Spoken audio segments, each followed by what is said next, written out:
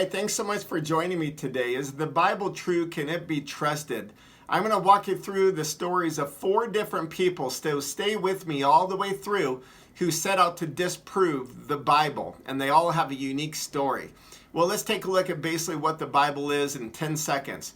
1,500 years is when the Bible was written, 40 different authors, 3 different continents with 3 different languages. That's a lot of content, and it all comes down to one story, and it's very precise and concise in how it puts it together. The first person that I'll look at is a man named Sir William Ramsey. He had 9 honorary doctorate degrees. You can look him up on Wikipedia.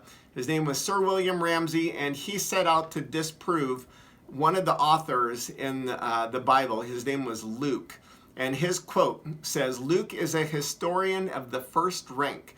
This author should be placed along with the very greatest of historians."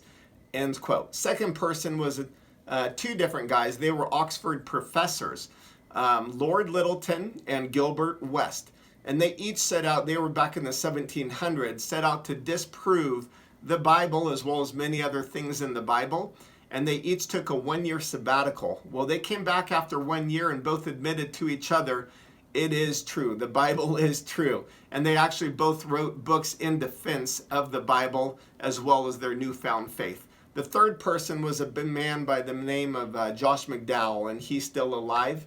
And he had set out to disprove the Bible as well as many other things in the Bible. And he wanted to write a book in defense, or trying to defend his belief in that. Well, since then, he's become a believer in the Bible and become a Christian as well.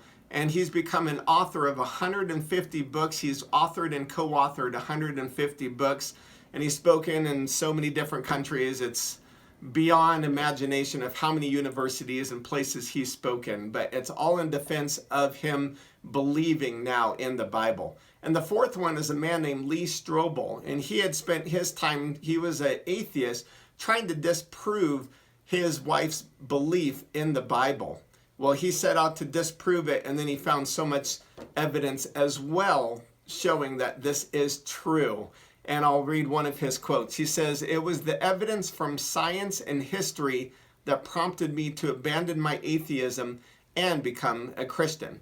And I'll read a few different quotes from some scholars. F.F. Bruce, who served as a professor for biblical studies, and he was at University of Manchester, stated, "The evidence of our New Testament writings is ever so much greater than the evidence for many writings of classical authors, the authenticity of which no one dreams of questioning," end quote. A.N. Sherwin White, he was a classical Roman historian. He said, "For the New Testament of Acts," that's a book in the Bible called Acts, "the confirmation of historicity is overwhelming." And the last quote is by Clark Pinnock, McMaster University. He says, "There exists no document from the ancient world witnessed by so excellent a set of textual and historical testimonies.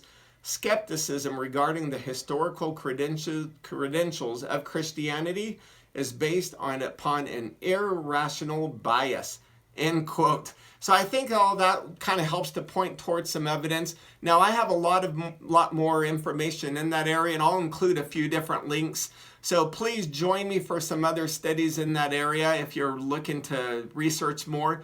Thanks so much for joining me.